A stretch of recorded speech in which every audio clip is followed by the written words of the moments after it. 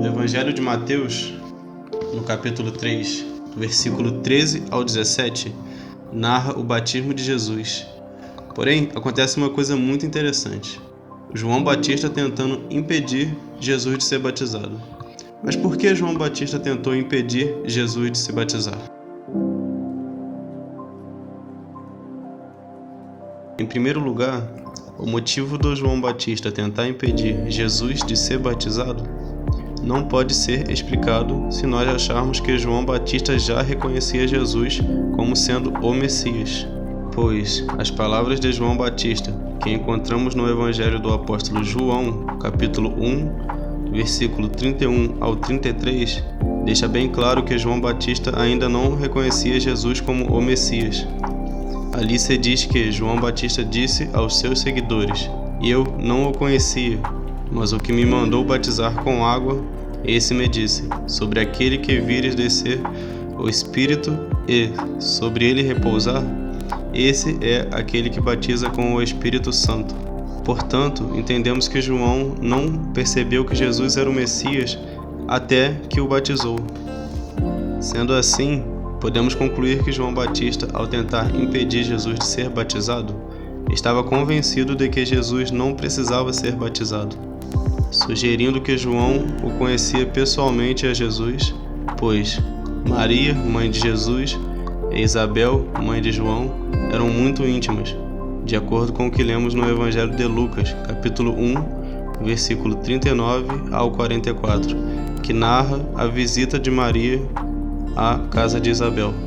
Jesus e João Batista, tendo idades tão próximas e com compromissos espirituais desde tão pequenos, provavelmente já haviam brincado juntos e conversado, e certamente João Batista conhecia Jesus, o seu testemunho e o discernimento espiritual que Jesus mostrava já aos 12 anos, quando maravilhou os doutores do judaísmo, que ministravam nos pátios do templo de Jerusalém, como está escrito no Evangelho de Lucas, capítulo 2, versículo 40 ao 47.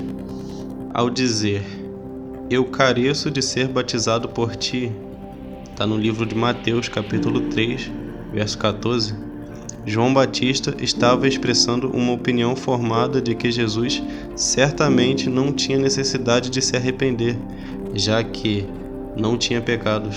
Assim, João Batista ficou maravilhado em saber que seu amigo de infância era verdadeiramente o Messias, pois, de alguma forma, João Batista não esperava que Jesus fosse o Messias. Jesus trabalhava arduamente, gostava de se comunicar com todos, era uma pessoa extraordinária, com discernimento espiritual e sabedoria. Ainda assim, Jesus era uma pessoa, entre aspas, comum. Jesus não se encaixava na imagem que os judeus faziam do Messias, pois para eles o Messias deveria ser impressionante, distante, alguém que está acima de todos, que é irresistível, diferente. E o fato de João Batista suspeitar que Jesus era o Messias, lá em Mateus capítulo 11, versículo 2 ao 3, nos leva a rever as nossas próprias noções de espiritualidade. A pessoa verdadeiramente espiritual deve ser distante, irresistível, impressionante como alguém que ainda está acima de todos? O riso, o trabalho árduo, a amizade, o carinho, o respeito ao próximo e a humildade, todas estas coisas são pelo menos tão prováveis de caracterizar uma pessoa espiritual, quanto uma aparência severa, olhos fundos e uma distância autoimposta dos outros. Não podemos permitir que noções distorcidas sobre como uma pessoa espiritual comporta-se nos levam a deixar de perceber a dedicação a Deus daqueles que não se encaixam nas nossas ideias pré-concebidas, e não devemos permitir que uma noção distorcida da espiritualidade nos afaste dos nossos familiares, dos nossos amigos e, enfim, do nosso próximo. Jesus, o único homem verdadeiramente espiritual da história, era criticado por comer e beber e ser amigos de publicanos e pecadores. Mateus capítulo 11, versículo 19.